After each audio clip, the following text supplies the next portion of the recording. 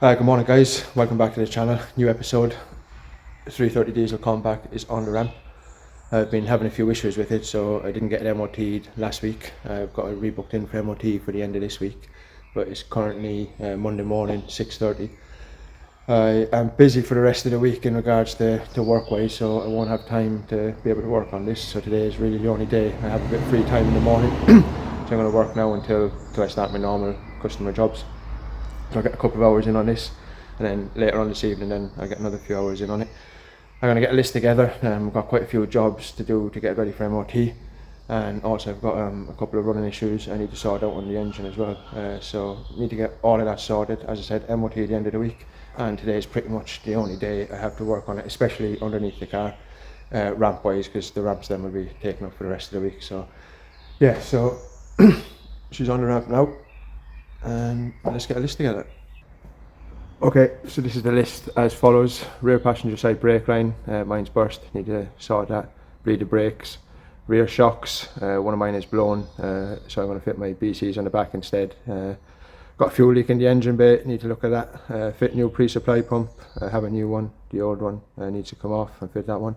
Front bumper to bash bar, I've got them push button, pop on button things, so I need to connect them to the bash bar, and then I'll be able to pop the bumper onto them and push the buttons to lift it on and off when needed.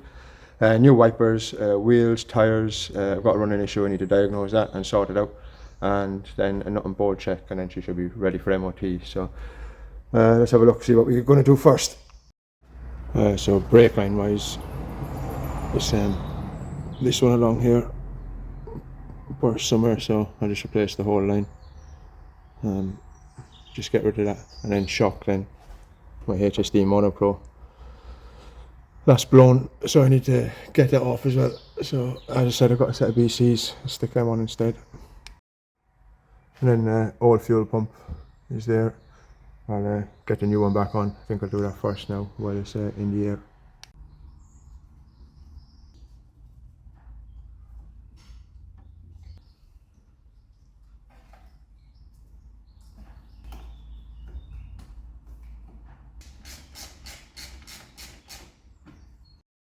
Right, first job done.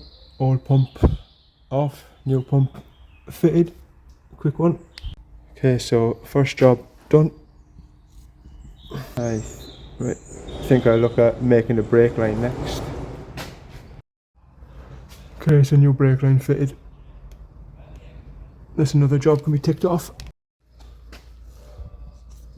One more off the list. Rear shocks next. Right, so this HSD is no good. Seal has gone in it, just notchy at the top, and you cannot compress it no matter what, it's solid. So I've got these BCs to go on instead.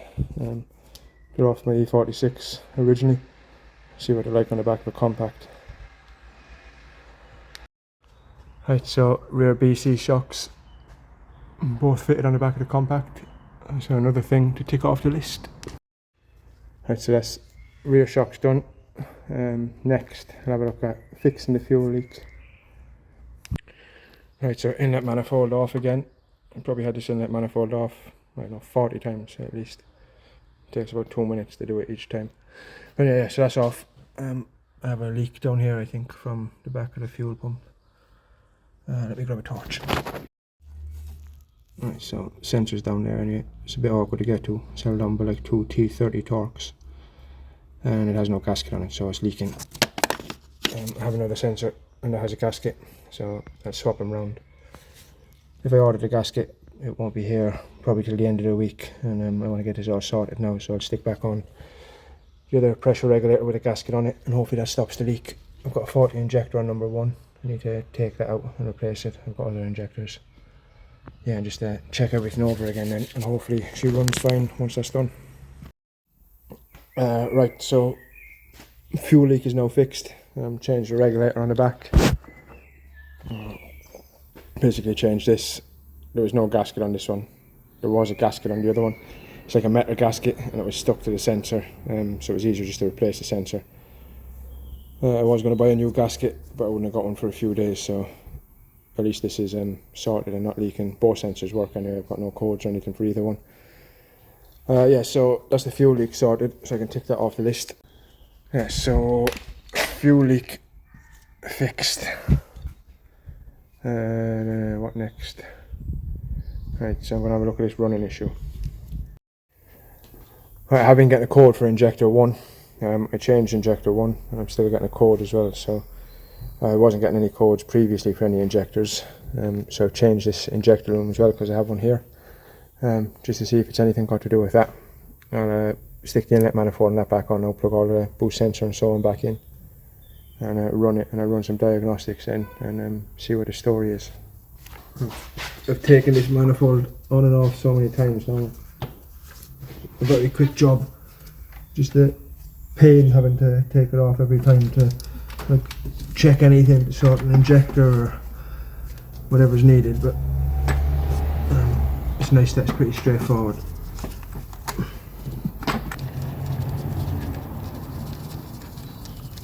It's literally a row of 10s across the top and then 11s in here.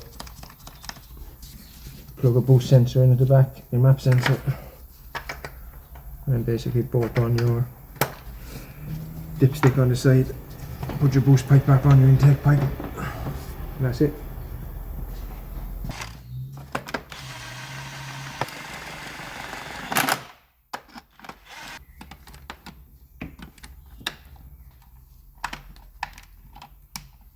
These ones can be a little bit awkward if you've got quite big hands, but you can normally just put your hand down and start them off on the thread, easy enough. Especially in an E36, there's plenty of room. As I say that as I drop one, once you drop one, then it'll go down behind the bolt, and that'll be a pain in the arse to get back out. Magnet isn't needed then.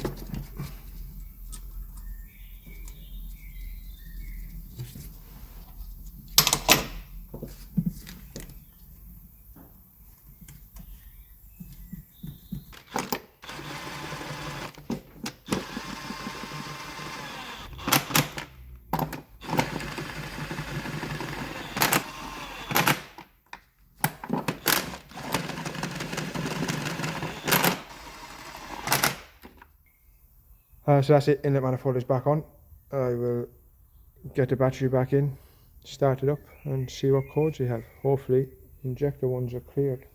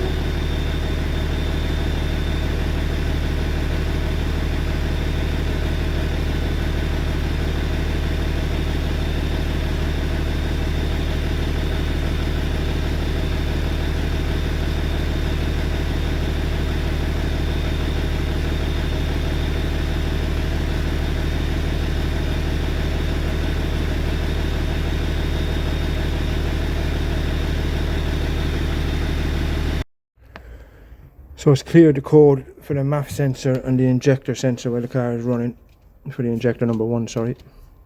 Start it back up again and see if any of them come back.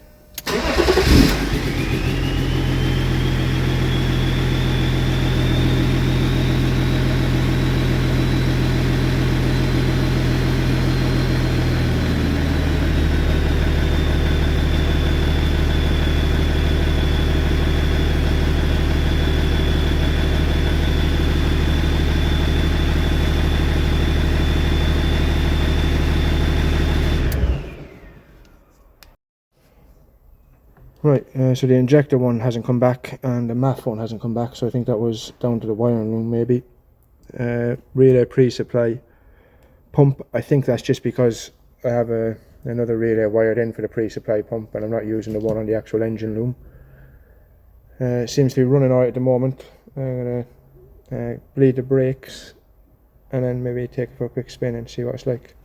Might give it a rev now, see what it feels like, because it felt lumpy when it was running yesterday. Right, so injector code is gone, so that's that diagnosed. Something wrong with the wiring loom on that one. I still have a issue though where it's running lumpy when I go over 4k, and that was the issue I was having before, so I need to sort that out. But yeah, next on the list, let's bleed the brakes so at least it can be driven.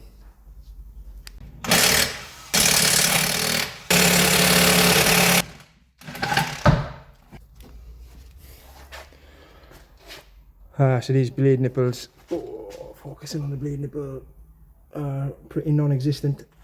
I have ordered new blade nipples, but they won't be here till tomorrow, so I'll see if I can bleed it with these. I have bled them before. Just use a vice grips on them, more grips, whatever you want to call it. Yeah, so let's get these back brakes bled.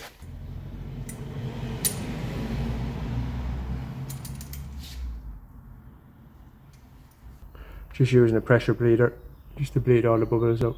As you can see, plenty of bubbles. I'll do the same with the other side, should all be fine then. Brakes done. Yeah, so it is all back together. I'm pretty sure I still have the same running issue as I've been fighting with for the last couple of weeks, trying to sort out. And I've changed so much. I've got no codes on the engine, live diagnostics all seem fine. Everything in regards to fuel pressure is sorted. I've changed the pump, injectors, fuel rail, fuel pressure sensors, pre-supply pump, injector loom, engine loom, everything basically has been changed except for the turbo at the moment. Yeah, so, and I still have the same issue as what I've had before. I've put different maps on it, a couple of different maps. I put it back to standard map and I'm still having the same issue.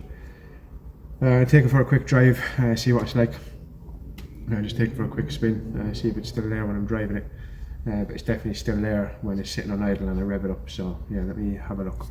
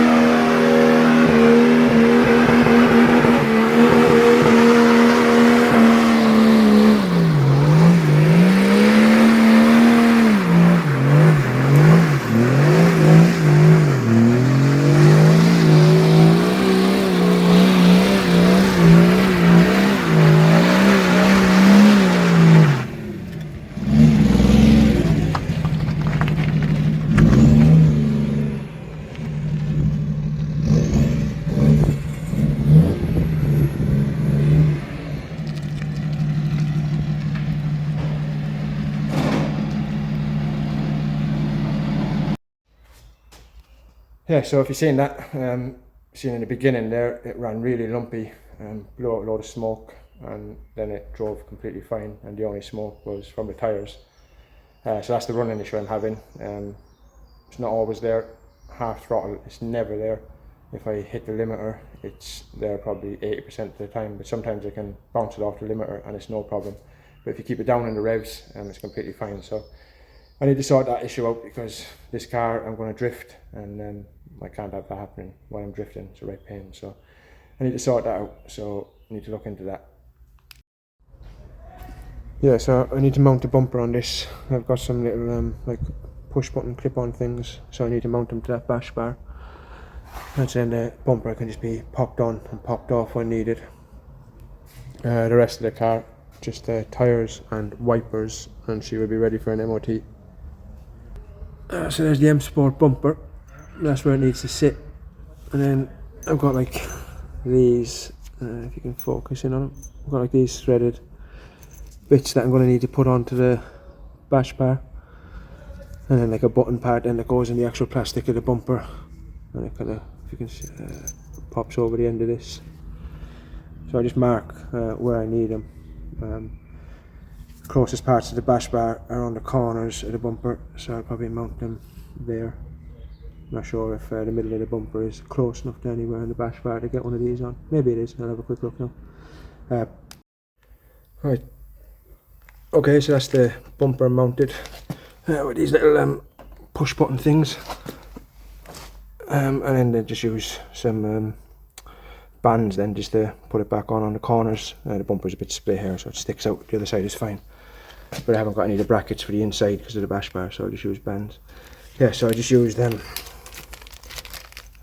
some of these, which are like a little threaded bar. I'll open up and show you. So these are like a little button or a popper. Good for putting on, like people use them for bonnets and bumpers and fiberglass panels really. And then you get like a little threaded bar.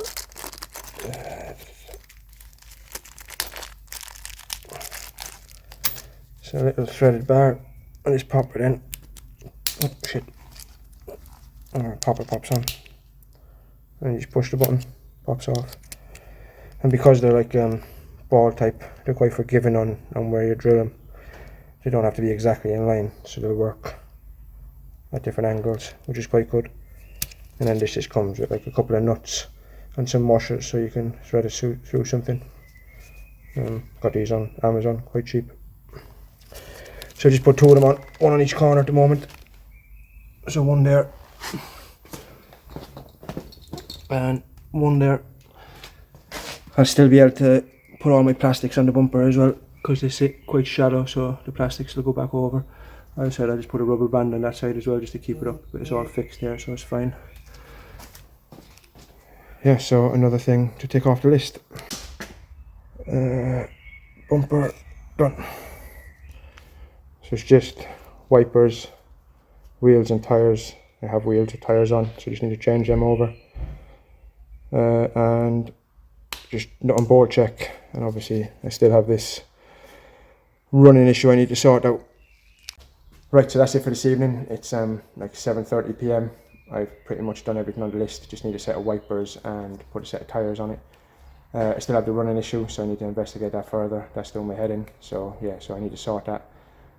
In regards to everything else though, pretty happy. Shocks are done, it's got brakes, bumpers mounted, so everything else in regards to that and driving wise it is sorted. Just that running issue which is doing my head in.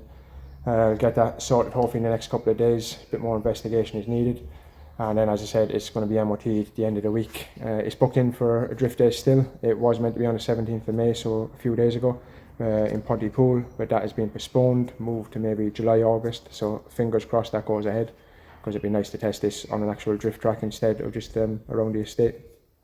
It needs a wash. It has been parked up for maybe 5, 6, 7 years, so next video I'll be giving it a wash, so hopefully that'll be a nice transformation. So yeah, so once again, thanks for watching. If you are watching, like, share, subscribe, comment on the videos, all of that stuff. It really helps the channel grow, and see you next time.